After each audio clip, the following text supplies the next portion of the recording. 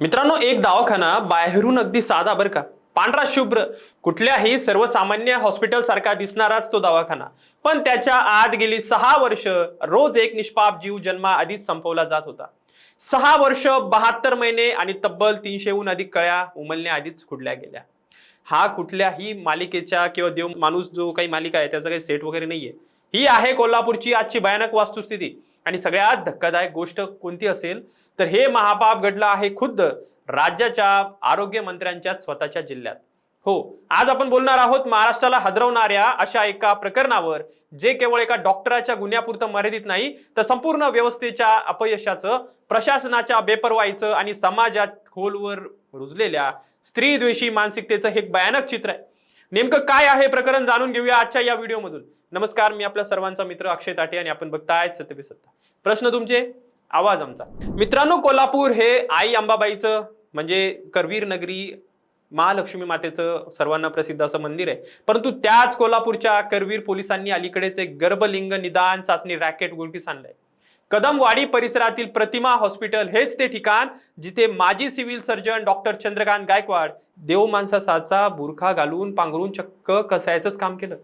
पोलिसांनी एक dummy patient पाठवला आणि गर्भपाताची तयारी सुरू असतानाच त्यांना रंगेहात पकडलं गेलं. छाप्यात पोर्टेबल सोनोग्राफी मशीन्स, गर्भपाताची उपकरणं आणि इतर साहित्य जप्त करण्यात आले. सूत्रानुसार चौकशी दरम्यान आरोपी डॉक्टरने स्वतःच 250 ते 300 महिलांचे गर्भपात केल्याची प्राथमिक कबुली दिली आहे. आकडेवारी म्हणजे ऑन रेकॉर्ड 350 सांगतायत, ऑफ रेकॉर्ड किती सांगता येत नाही.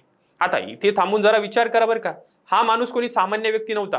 रायगड, मुंबई, सिंधुदुर्ग, रत्नागिरी अशा जिल्ह्यात सिव्हिल सर्जन म्हणून मुंबईच्या सेंट जॉर्ज रुग्णालयात असिस्टंट सुप्रिटेंडंट आणि आरोग्य उपसंचालक म्हणून सुद्धा काम केलेला माणूस आहे. म्हणजे हा अधिकारी लेवलचा मोठा माणूस होता.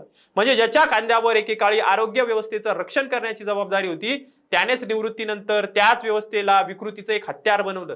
आरोप आहे की या रॅकेटमध्ये अनेक जिल्ह्यातलं एजंटांचं जाळं पसरलेलं होतं. आता या एजंटांना 20 ते 25 हजार रुपये गर्भलिंग चाचणीसाठी दिले जायचे आणि गर्भपात जर मुलगी असेल, म्हणजे गर्भात जर मुलगी असल्याचं समजताच त्या महिलेला थेट डॉक्टर गायकवाडकडे पाठवलं जायचं. लगेच तिथं जायचं आणि तिथं 20 ते 25 हजार रुपये मोजून एका जीवाचा सौदा व्हायचा. मित्रांनो, हा केवळ आकड्यांचा खेळ नाहीये.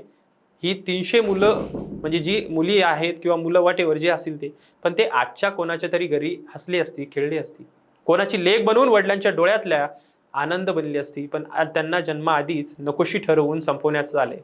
केवळ ती मुलगी होती म्हणून. ही स्त्रीभ्रूण हत्या नाही मित्रांनो, हा खून आहे. त्याच अंबाबाईच्या महालक्ष्मी मातेच्या जिल्ह्यातली ही गोष्ट आहे.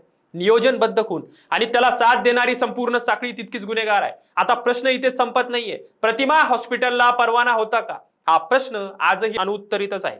आता महानगरपालिकेच्या आरोग्य अधिकाऱ्यांनी 6 वर्षात या हॉस्पिटलची साधी तपासणी सुद्धा का केली नाही, हा पण प्रश्न आहे. की हे न दिसणार ठेवण्यातच काहींचा फायदा होता, म्हणजे पैसे वगैरे येत असतील. आता कोल्हापूर महानगरपालिकेचे विरोधी पक्षनेते राजेश लाटकर यांनी या संपूर्ण रॅकेटवर कठोर कारवाईची आणि आरोपीला जास्तीत जास्त कठोर शिक्षेची मागणी केली आहे. तर ठाकरे गटाचे उपनेते संजय पवार यांनी थेट राज्याचे आरोग्य मंत्री आणि कोल्हापूर जिल्ह्याचे पालकमंत्री प्रकाश आंबेडकर यांना जाब विचारला.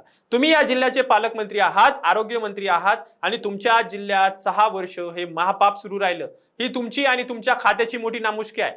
यासाठी तुम्ही राज्याची माफी मागितलीच पाहिजे, अशी थेट मागणी सुद्धा त्यांनी केली आहे. मित्रांनो, महाराष्ट्रात हे काही पहिल्यांदाच घडत नाहीये. महाराष्ट्रात सत्तेच्या वर्तुळात बसलेल्या किंवा त्यांच्याशी संबंधित असलेल्या लोकांवर जेव्हा जेव्हा गंभीर आरोप होतात तेव्हा तेव्हा एक ठराविक पॅटर्न दिसतो. सुरुवातीला शांतता असते, मग चौकशीचं नाटक केलं जातं आणि शेवटी मग जेव्हा जन आधार किंवा आक्रोश व्हायला लागला की हळूहळू त्याचं थोडंसं कारवाई होती आणि विरून जातो. बीड जिल्ह्यातलं डॉक्टर मुंडे प्रकरण सर्व महाराष्ट्राला हादरवून टाकणार होतं. आठवा त्यावेळी काय झालं होतं, त्यावेळी दबाव वाढला म्हणून प्रशासनाने दखल घेतली. त्यावेळी त्या लहान गर्भपाताच्या हत्याकांडाने अख्खा महाराष्ट्र हळहळला होता. म्हणजे खूप भयानक किस्सा होता तो बीडचा. बरं, तपासाचा वेग जेवढा गाजावाजा करून सुरू झाला ना, तेवढाच नंतर संद झाला. सत्तेच्या जवळचा माणूस असला की न्यायाची गती बदलते का, हा प्रश्न त्या प्रकरणाने सुद्धा उपस्थित केला होता. आणि आजचं हे कोल्हापूरचं प्रकरणही तोच प्रश्न पुन्हा विचारतोय की इथे बळी गेलेले 300 निष्पाप जीव आवाज उठवू शकत नाहीत, ते फक्त आकडा बनून राहतात. पोलिसांनी सांगितलंय की आता ते डॉक्टर गायकवाडला पोलीस कोठडीत घेऊन गेलेत. या रॅकेटमध्ये आणखीन कोण कोण सामील आहे याचा शोध घेणार आहेत. पण मित्रांनो, सत्य हे आहे की अशा घोषणा आपण आधीही अनेकदा ऐकल्या आहेत. खरी परीक्षा असते ती चौकशी पूर्ण तडीस नेण्याची, त्या गुन्हेगारांना शिक्षा होण्याची, कितीही मोठे अधिकारी असोत कठोरातली कठोर शिक्षा देण्याची मित्रांनो ही कारवाई झालीच पाहिजे. बरं, या प्रकरणाने पुन्हा एकदा स्पष्ट केलंय, कायदे कागदावर कितीही कडक असले तरी त्याची अंमलबजावणी होतेच असं नाही, ती झालेली दिसत नाही. कायद्याचा काहीच उपयोग नाही हे सर्वसामान्य लोक म्हणतायत. गर्भनिदान प्रतिबंधक कायदा अस्तित्वात आहे. एक निवृत्त सरकारी अधिकारी 6 वर्ष बिनदिक्कतपणे हे रॅकेट चालवत राहतो, यातच आपल्या यंत्रणेचा अपयश दडलेला आहे. आणि जोपर्यंत अशा प्रकरणात राजकीय इच्छाशक्ती दाखवली जात नाही तोपर्यंत अधिकारी आणि मंत्री जबाबदारी स्वीकारत नाही. म्हणजे तोपर्यंत हे असे कसाई डॉक्टर जे आहेत ते त्यांना रोखणं अशक्यच आहे. आता मित्रांनो, तुम्हाला काय वाटतं, या प्रकरणातल्या सर्व दोषींना खरंच कठोर शिक्षा होईल का, की हे प्रकरणही काळाच्या ओघात विरून जाईल आणि विसरलं जाईल? तुम्हालाही माहिती आहे, अनेक प्रकरणं येतात जातात, परंतु त्याची कारवाई किती होते आणि किती लोक त्याच्या मागे लागतात हे प्रश्नच आहे. तुमचं मत आम्हाला कमेंटमध्ये नक्की कळवा आणि व्हिडिओ आवडला असेल तर जास्तीत जास्त लाईक करा, चॅनल सबस्क्राईब करायला विसरू नका आणि ही बातमी जास्तीत जास्त लोकांपर्यंत पोहोचवण्यासाठी शेअर करा. कारण 300 निष्पाप जीवांचा आवाज बनणं ही आता आपल्या सर्वांची जबाबदारी आहे. हे फक्त 300 आकडा हा ऑन रेकॉर्ड आहे, ऑफ रेकॉर्ड आकडा किती असू शकतो सांगता येत नाही.